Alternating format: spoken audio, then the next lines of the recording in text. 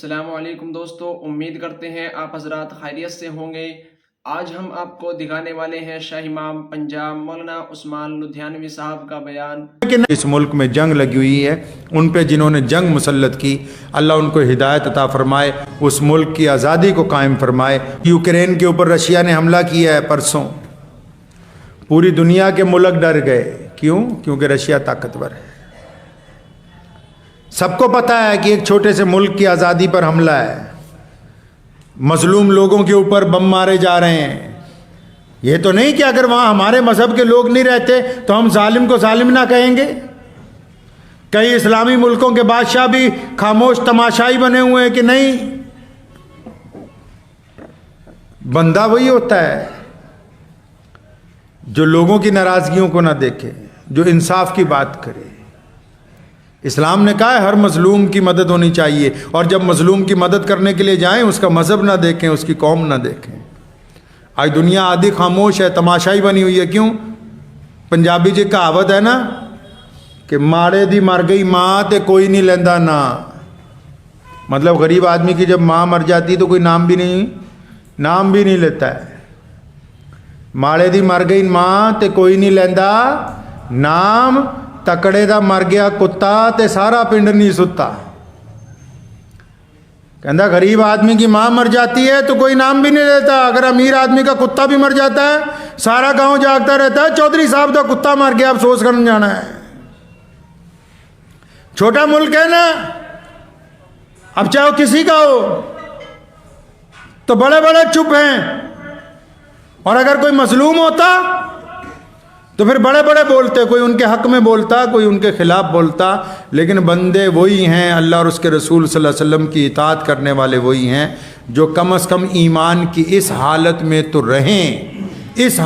تو رہیں کہ برائی کو دیکھیں، ہاتھ سے روکیں۔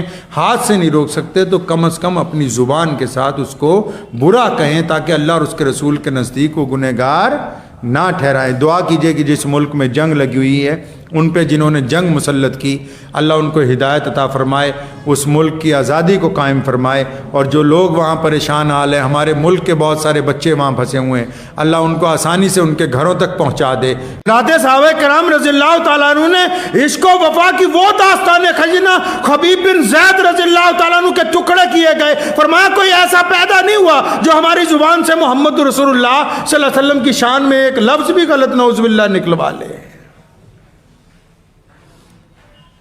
حضرات صحابہ کرام رضی اللہ تعالیٰ اجمعین کے بعد سے لے کے آج تک اگر داستان نبوت کے عشق میں، اگر نبوت کی عشق کی داستان میں کوئی چیز مسلسل چلی آتی ہے، اگر رسول اللہ صلی اللہ علیہ وسلم سے لے کے آج تک پوری کائنات میں کوئی چیز پوری لگاتار ایک روایت کے ساتھ قائم ہے، تو اللہ کے نبی صلی اللہ علیہ وسلم کے ساتھ مسلمانوں کا عشق ہے، مسلمانوں کی وفاداریاں ہیں۔ تو کہا نا جناد عشق صادق ہے وہ قد فریاد کر دے ہن، لباں تے مہرے خاموشی ہے دلاں چ یاد کر دے ہن۔ نبی اکرم صلی اللہ علیہ وسلم کی اتباع کے لیے، رسول اللہ صلی اللہ علیہ وسلم کے پیچھے چلنے کے لیے رسول اللہ صلی اللہ علیہ وسلم کی ادائیں اپنانی پڑتی ہیں۔ صرف اچھا بندہ جو نماز ظاہری طور پہ پڑھ رہا ہو، بہترین کپڑے پہنتا ہو اور اچھی اردو بولے، اچھی حدیثیں سنائے، وہ عاشق نہیں ہوتا۔ جو عشق کے مطابق اپنے معشوق کی اداؤں کے اوپر چل کے دکھائے وہ عاشق ہوتا ہے۔ قربانی دینی پڑتی ہے۔ کس کی قربانی؟ جان کی نہیں، مال کی نہیں، اپنی خون کی، ہڈیوں کی قربانی دینی پڑتی۔ اپنی جان رسول اللہ صلی اللہ علیہ وسلم کے احکامات پر نچھاور کرنی پڑتی۔ رسول اللہ صلی اللہ علیہ وسلم چاہتے کیا ہیں؟ رسول اللہ صلی اللہ علیہ وسلم گفتگو کیسے کرتے تھے؟ رسول اللہ صلی اللہ علیہ وسلم کا چہرہ مبارک کیسا تھا؟ رسول اللہ صلی اللہ علیہ وسلم کھاتے کیسے تھے؟ رسول اللہ صلی اللہ علیہ وسلم بیٹھتے کیسے تھے؟ عاشق تو وہ ہوتا ہے جو ایک ایک ادا وہ کرتا ہے جو اس کے محبوب کی ہو، تب کہیں جا کے اس کی بات بنتی۔ تو اگر ہم چاہتے ہیں کہ ہم رسول اللہ صلی اللہ علیہ وسلم کو پا لیں، اللہ اور اس کے رسول کی رضا پا لیں، قرآن پاک نے کہا نا کل ان کنتم تحبون اللہ، تیسرے پارے کی آیت ہے۔ اللہ فرماتے ہیں کہ اچھا تم ہماری اطاعت کرنا چاہتے ہو، ہماری فرما برداری کرو گے، تم یہ چاہتے ہو کہ اللہ تم سے راضی ہو جائے, تم یہ چاہتے ہو کہ تم اللہ والے بن جاؤ, تمہارے خیال میں یہ ہے کہ تم جو کہو اللہ کی فوراً مدد آ جایا کرے.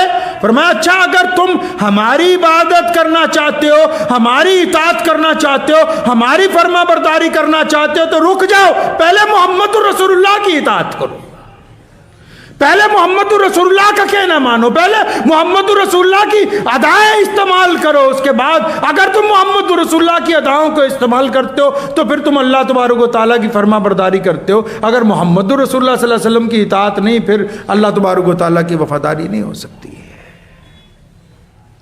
مجھے یاد ہے میں اپنے والد صاحب حضرت مولانا حبیب الرحمن صاحب ثانی لدھیانوی رحمۃ اللہ علیہ کے ساتھ اکثر ہم لوگوں ظہر کے وقت کھانا مسجد میں کھاتے تھے یا گھر پہ. تو میں نے اتفاق سے ایک دن پوچھا, میں کہا آپ سالن کٹوری میں نہیں کھاتے اور جب ہم شوروا ڈالتے ہیں سارا پھیل جاتا ہے, مزہ خراب ہو جاتا ہے بعض اوقات. تو مجھے ایک دن کہنے لگے تمہیں پتہ نہیں, لگتا تم نے ابھی تک صحیح طرح بخاری نہیں پڑھی. پیارے نبی صلی اللہ علیہ وسلم کھلے برتن میں کھاتے تھے. اب عاشق تو وہی ہے جو رسول اللہ صلی اللہ علیہ وسلم کی ادائیں.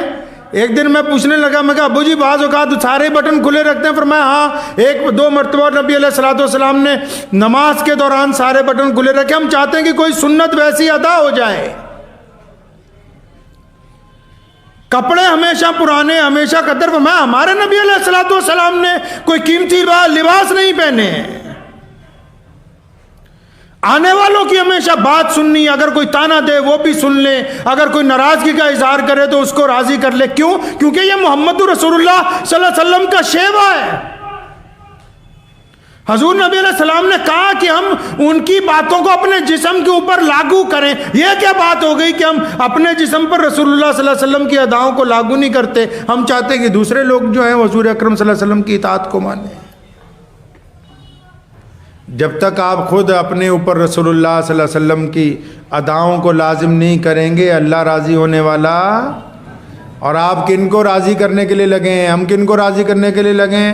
دنیا والوں کو. دنیا والوں کو راضی کرنے کے چکر میں کہ اچھا رشتہ دار ناراض ہو جائیں, دوست نہ ناراض ہو جائیں, حکومت نہ ناراض ہو جائے, پارٹی والے نہ ناراض ہو جائیں. اچھا جن کو تم راضی کرنے کے لیے لگے ہوئے یہ راضی ہوں گے ہی نہیں.